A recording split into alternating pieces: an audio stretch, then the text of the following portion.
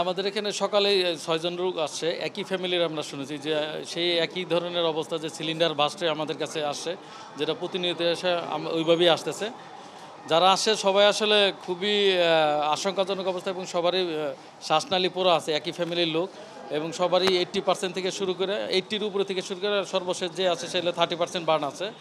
তবে এর মধ্যে আমরা 2 জনকে এইচডিউতে পাঠাচ্ছি এবং একজনকে আইসিইউতে পাঠাচ্ছি এবং সবাইকে ম্যানেজ করা হয়েছে এবং সবাই আশঙ্কাজনক অবস্থা আমাদের এখানে আছে। শরীরে কত শতাংশ পড়েছে কাঠ?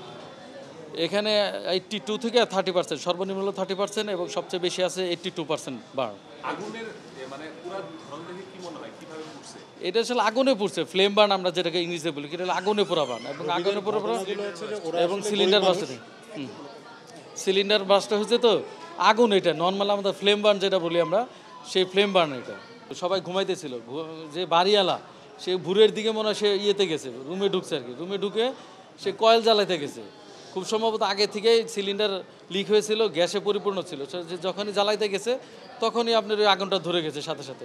এর জন্য যেহেতু একটা ক্লোজ রুমে হওয়া মানে কি, আগুন ধরলে সবসময় শ্বাস তো নিতেই হবে, শ্বাস প্রশ্বাস নিতে হয় না, ওই শ্বাস প্রশ্বাসের সাথে সাথে তাদের ইটাও চলে গেছে, শ্বাসনালীটা পুড়ে গেছে, যেন গরম হাওয়াটা তাদের ইয়েতে যায়, শ্বাসনালীতে যায়, শ্বাসনালীটা পুড়ে গেছে।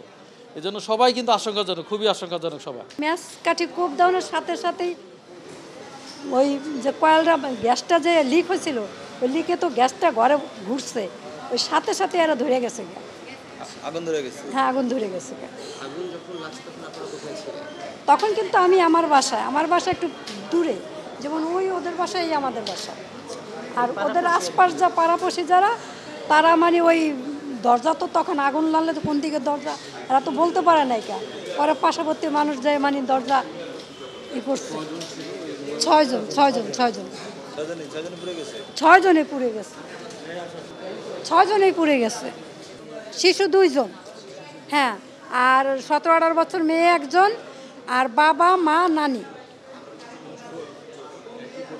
একই পরিবারের, একের পরিবারের 6 জন। এগো অবস্থা খুবই গুরুতর। 3 সন্তান স্বামী স্ত্রী? হ্যাঁ, 3 সন্তান, স্বামী স্ত্রী, শাশুড়ি। আমাকে পাশের বাসার ওইখানে বাড়িটা, আমরা তো খবর পাইছি সকালবেলা আগুনটা লাগছে মনে রাত 4টায়। উনি আবার যে পরে পুড়ছে যে ফ্যামিলি, উনি হলো একটা টিভির দোকান আছে, কিস্তিতে টিভি বিক্রি করে। তো ওনার আম্মা মনে বাড়ি থেকে আসছে ঈদে বেড়ে আসতে।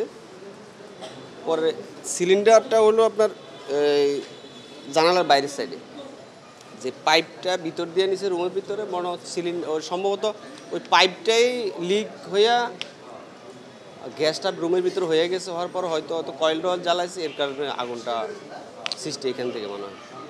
বাসায় এমনি কিছুই পড়ে নেই মনে হয়, শুধু লোকগুলোই পড়ে আছে এই অবস্থা। এই আপনার রুমে গেছিলাম টাকা আনতে, তখন দেখলাম যে এই অবস্থা। এখন এখানে আনছে, দেখতে আসছে।